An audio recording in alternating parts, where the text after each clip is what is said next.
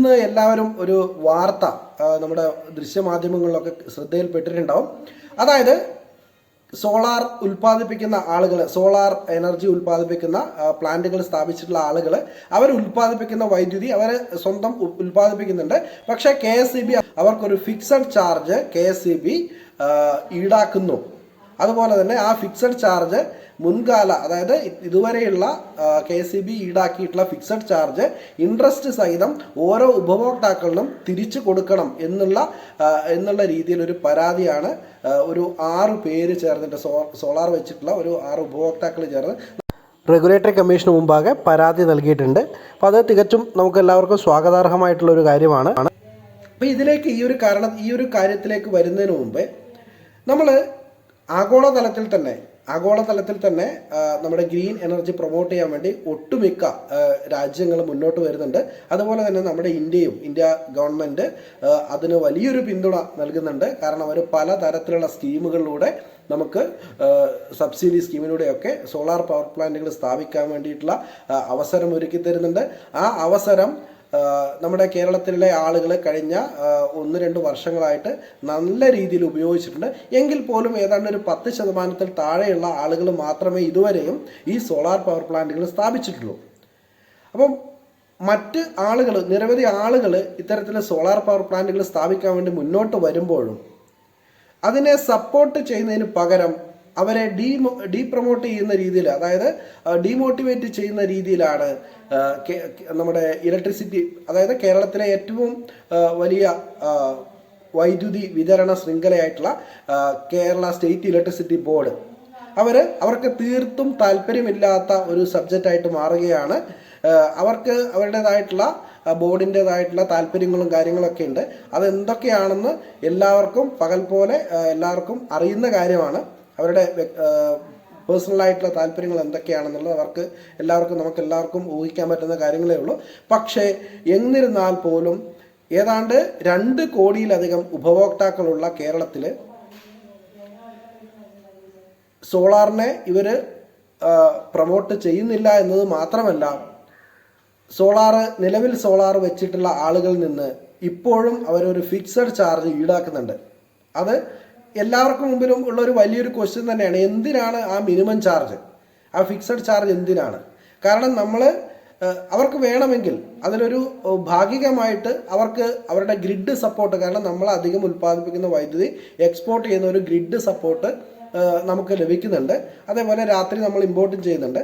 പക്ഷേ ആ ഒരു കാര്യത്തിൽ നമുക്കും കൂടെ ബെനിഫിറ്റ് ആയിട്ടുള്ള ഒരു കാര്യമാണ്. അതിനൊരു ഗ്രിഡ് സപ്പോർട്ട് ചെയ്യുന്ന ചെറിയ എന്തെങ്കിലും ഒരു ചാർജ്, ഒരു മിനിമം ചാർജ് ഒരു ഉപഭോക്താക്കളിന് ഈടാക്കിയാലും കുഴപ്പമില്ല. പക്ഷേ ഇത് ഓരോ മാസവും ഏതാണ്ട് എനിക്ക് കഴിഞ്ഞ ഓരോ മാസങ്ങളും വരുന്നത്, അതായത് ഞാൻ ഉപയോഗിക്കുന്ന KSEB ഉപയോഗിക്കുന്ന വൈദ്യുതിൻ്റെ അളവ് 0 യൂണിറ്റാണ്. നമ്മൾ കൂടുതലും എക്സ്പോർട്ട് ഏതാണ്ട് 100-200 യൂണിറ്റ് പ്രതിമാസം എക്സ്പോർട്ട് ചെയ്യുന്നുണ്ട്. പക്ഷേ എന്നിട്ട് പോലും എനിക്ക് ഓരോ മാസവും വരുന്ന ബില്ല് 270 രൂപയാണ്. അതിൽ ഏതാണ്ട് ഒരു 30 രൂപ നമ്മൾ നിർബന്ധമായിട്ടും അടയ്ക്കേണ്ട ഒരു തുകയാണ്. കാരണം അത് നമ്മൾ ഉപയോഗിക്കുന്ന KSEBൻ്റെ മീറ്ററിൻ്റെ തുകയാണ്, മീറ്ററിൻ്റെ വാടകയാണ്, ബൈ ഡയറക്ഷണൽ മീറ്ററിൻ്റെ വാടകയാണ് 30 രൂപ. അത് നമ്മൾ നിർബന്ധമായിട്ടും ഓരോ മാസം അടയ്ക്കേണ്ടതാണ്. പക്ഷെ ബാക്കി വരുന്ന തുക ഏതാണ്ട് 240 രൂപയോളം ഓരോ മാസവും അതായത് ഒരു വർഷം ഏതാണ്ട് 2500 രൂപയോളം ഓരോ ഉപഭോക്താക്കളിൽ നിന്നും ഇവർ അധികമായിട്ട് വാങ്ങിക്കുന്നുണ്ട്. അപ്പോൾ നമ്മൾ കാൽക്കുലേറ്റ് ചെയ്യേണ്ടത്, നമുക്ക് ഓരോരോ ഇൻഡിവിജ്വലായിട്ട് നോക്കുമ്പോൾ ഇതൊരു 200 രൂപ അല്ലെങ്കിൽ 270 രൂപയാണെന്ന് നമ്മൾ കൂട്ടും. പക്ഷേ ഏതാണ്ട് കേരളത്തിൽ 2 കോടിയോളം കണക്ഷൻ ഉണ്ട്. അതിൽ ഏതാണ്ട് 2 ലക്ഷത്തോളം ആളുകൾ സോളാർ വൈദ്യുതി നിലയം സ്ഥാപിച്ച ആളുകളാണ്. അപ്പോൾ ഈ 2 ലക്ഷം ഇൻറ്റു 200, അതായത് ഈ 2 ലക്ഷം ഇൻറ്റു 200 അല്ലെങ്കിൽ 1 രൂപ ഓരോ ഉപഭോക്താക്കളിൽ നിന്ന് അധികം വാങ്ങിയാൽ തന്നെ ഏതാണ്ട് 2 ലക്ഷം രൂപയാണ് അവർക്ക് ഓരോ മാസവും അധികമായിട്ട് ലഭിക്കുന്നത്. അപ്പോൾ ഏതാണ്ട് 200 രൂപയോളം ഓരോ മാസവും 200 രൂപ അവർക്ക് ഈ 2 ലക്ഷം കസ്റ്റമേഴ്സിൽ നിന്ന് ലഭിക്കുകയാണ്.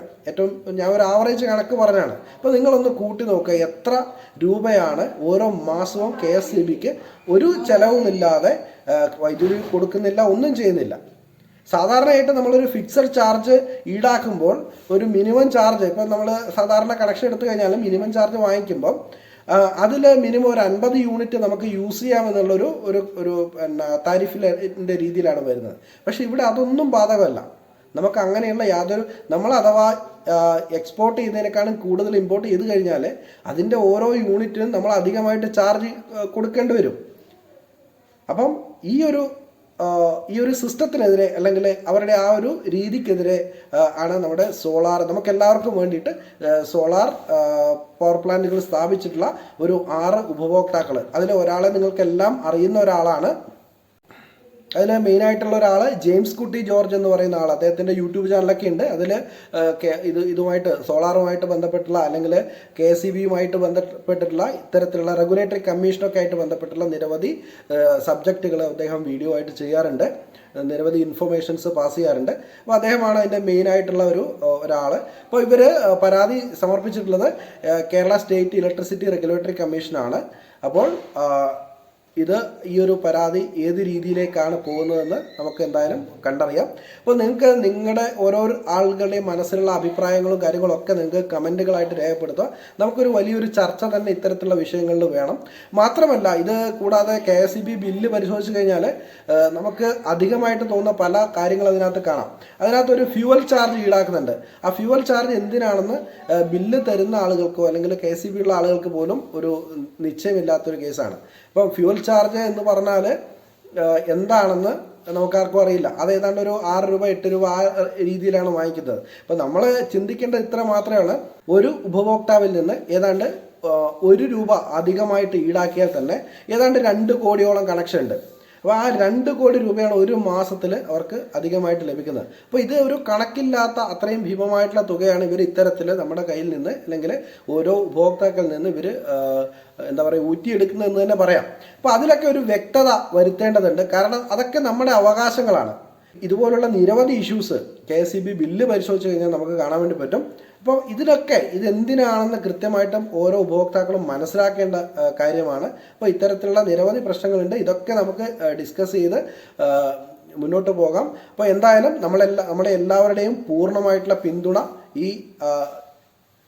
ഈ ഒരു കേസിൽ നമുക്ക് എല്ലാവർക്കും ഉണ്ടാവണം. കാരണം നമ്മൾ ഓരോരോ ആളുകളും മനസ്സിലുണ്ടായിട്ടുള്ള ഒരു ക്വസ്റ്റ്യനാണ്. ഒരുപാട് സോളാർ സ്ഥാപിച്ചിട്ടുള്ള ഒരുപാട് സുഹൃത്തുക്കൾ എന്നോട് ചോദിച്ചിട്ടുള്ളൊരു കാര്യം എന്തിനാണ് ആ മിനിമം ചാർജ് എന്നുള്ളത്. അപ്പം അത് തീർച്ചയായിട്ടും ന്യായമായിട്ടുള്ളൊരു കാര്യമാണ്. നമുക്കൊരു ഗ്രിഡ് സപ്പോർട്ട് അവർ തരുന്നുണ്ട്. അപ്പം അതിന് ഒരു നിശ്ചിത തുക, ഒരു വളരെ മിനിമം ആയിട്ടുള്ളൊരു തുക അവർക്ക് കാരണം KSEBക്കും ഇതൊരു ബെനിഫിറ്റാണ്. കാരണം നമ്മുടെ അടുത്ത് നിന്ന് 3 രൂപ 15 പൈസ തോതിലാണ് നമുക്ക് KSEBക്ക് വൈദ്യുതി കൊടുക്കുന്നത്. അതേസമയം KSEB പുറമേ നിന്ന് വാങ്ങിക്കുന്നത് അതിലും വലിയ പൈസയിലാണ് അവിടുന്ന് ഇമ്പോർട്ട് ചെയ്യുന്നത്. പല സ്ഥലങ്ങളിൽ നിന്നും KSEB വൈദ്യുതി വാങ്ങിക്കുന്നത്.